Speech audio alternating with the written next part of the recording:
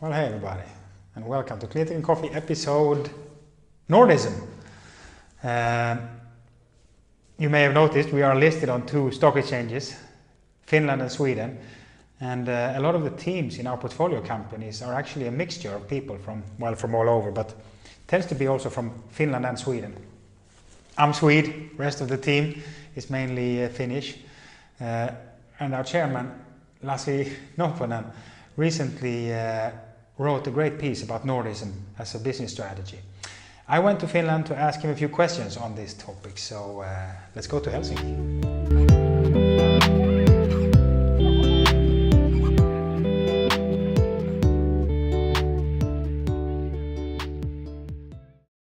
Well, hey, and welcome to Clinton and Coffee episode 7. Lassi Noponen, our chairman, has written a great article about Nordism as a business strategy, you could say. And we got some questions from you, our dear shareholders, regarding this. First question, pretty straightforward. Can you exemplify a bit what this actually means for our portfolio companies? Well, it means many things. On a group level, I would say that, we operate as a Nordic company rather than Finnish or Swedish company. And we find great strengths in combining the resources and capabilities of this kind of compact but still diverse region of 5 countries. On a company level, I think Energize is a great example where we brought in Christian, a Swedish guy, to be the executive chairman and help represent the company in the Swedish market where it's aiming for in terms of capital raise and expansion. Yeah. That is a really good example that I think is working out very well. Could you perhaps say something about the different capabilities in the Nordic countries? Do you see any differences, for example, between Finland and Sweden in that sense? Most definitely, it's kind of the classic thing that Finland has a lot of robust technology firms, and their relative strength is in building the technologies. And in Sweden, of course, you have a lot of technology, but Swedes are especially good in packaging, marketing, and selling. So when we have, in many firms now, combined the Finnish technology firms offering into Swedish-style packaging and marketing, we are seeing real benefits in many of the firms. And also the management teams are really appreciating this. And I think the whole market is appreciating what we're doing.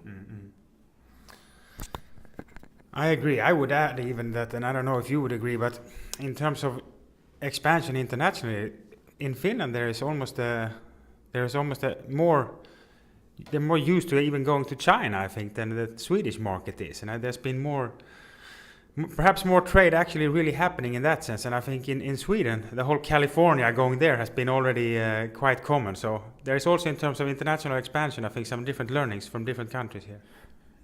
Yeah, that's true. Finland maybe has had initiatives that now back in the day we were focused on let's say the Russian trade. When that disappeared, the country as a whole has turned to Asia, partially because of the good airline connections from Helsinki to China. There is 8 flights to 8 cities.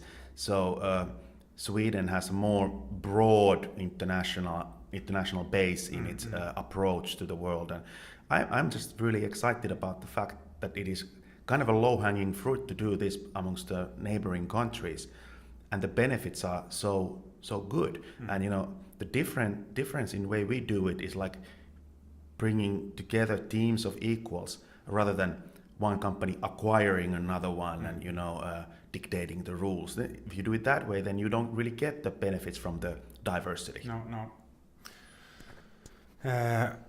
Well, this is a very leading question, and this one comes from me to Lassi. But would we like to see more, as you mentioned, these trade visits to different countries? Would we like to see more of those, perhaps, by joining forces in the Nordic countries?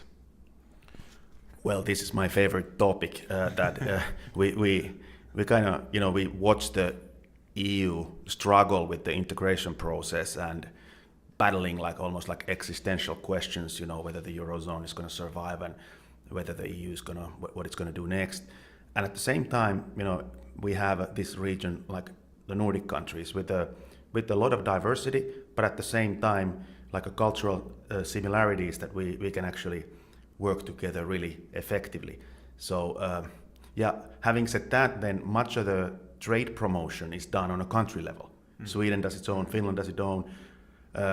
I see a big opportunity there for Nordic cooperation. For example, this idea that was in my article, this idea of having a Nordic export credit agency that would support companies from this region rather than each country doing it themselves. Great. Well, there you have it. A bit explained. Nordism as a business strategy. I think that's all for this episode. Keep watching and send in your questions.